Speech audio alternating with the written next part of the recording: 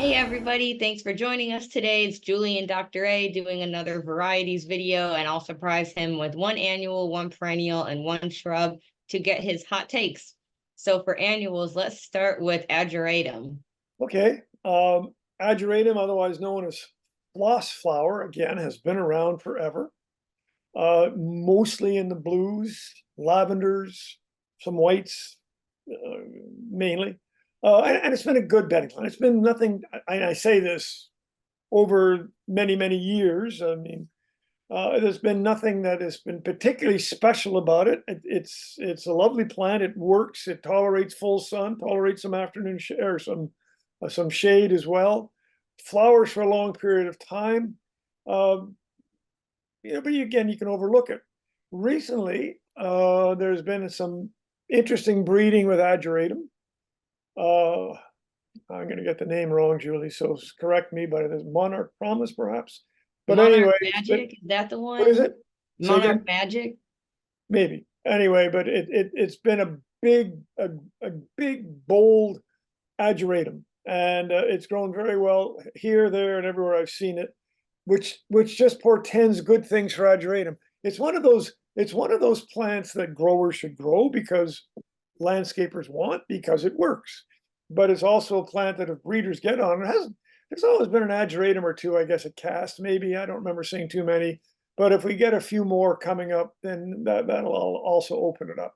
And again, that's one of the things we talk about, especially in annuals, is that people get excited about the new stuff that they know enough to be dangerous. Like Ageratum is Ageratum until something new comes along that people get excited about. So I love Ageratum as far as what it does, and I think I see good things happening with it, with the new breeding. Yeah, I think so too. As for perennials, how about Dianthus? Oof.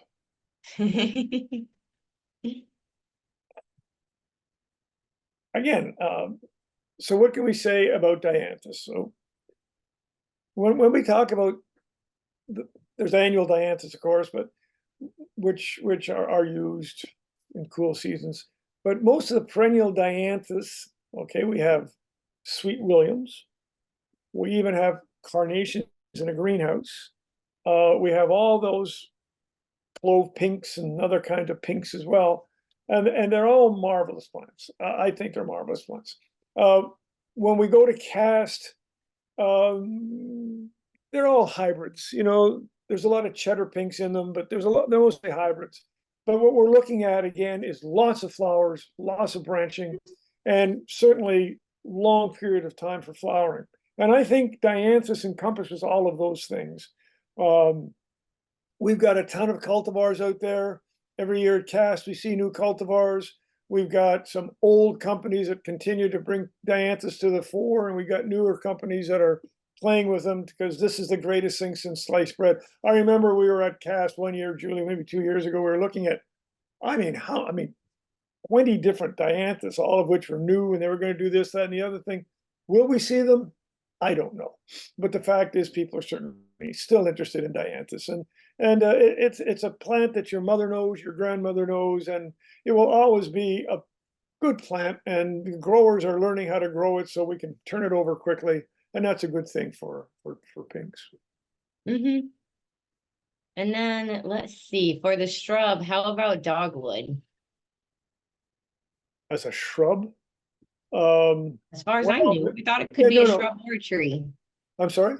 I thought it could be a tree or a shrub. No, well, of course, Cornus alba, there's lots of red twig dogwoods, yellow twig dogwoods, and of course, where you are, the variegated dogwoods, they're definitely shrubby. And of course, in the tree form or wherever everything goes. The thing about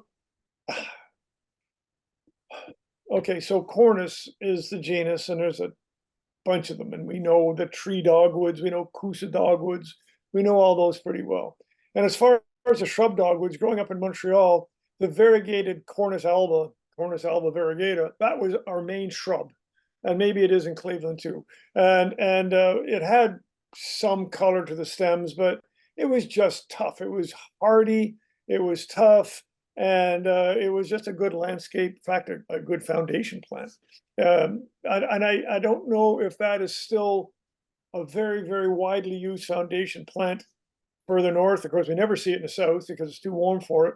But yeah, there and again, I go back to some of these other uses for dogwoods, like the cut flower form, the red stem or red twig and the yellow twig dogwoods. I mean, they are grown by the acre where they can be grown because they are terrific for the cut stems. But as far as a landscape side, you know, you kind of got me on this one. I don't know what's happening. I certainly don't see anything happening at cast with these things. Maybe we've seen a couple, I'm not sure, but I don't see a lot of interest in the shrub dogwoods at cast. But I need to go to the breeders up in Michigan and elsewhere to see what's going on. But yeah, Yeah, they're there.